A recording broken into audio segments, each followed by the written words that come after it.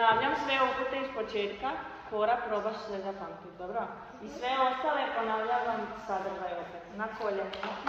Jednu nogu, odnosno vašu lijevu, pogrčimo i prek prstića stavimo. Pazimo da peta ne ode prema onim vratima.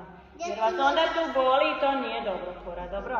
Znači peta ide točno iznad ovog vašeg palca. Koljeno ne ide napred, ne ide u onu stranu, ni u onu, ni nazad, nego točno gore. Ok? Ovo nije dobro. Ko zna kako se zove ovo tu? Ovo se zove ris. Dobro. Taj ris se ne smije skrivati. On ide napred daleko. Sad se s ovom rukicom lijevom, čekaj Bela, uhvatimo za petu.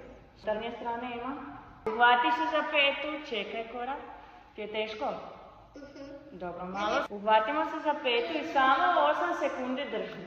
Guraš napred i držiš. I 1, i 2, daleko, bravo, 3, 4, 5, 6, 7, 8, bravo, pustiš.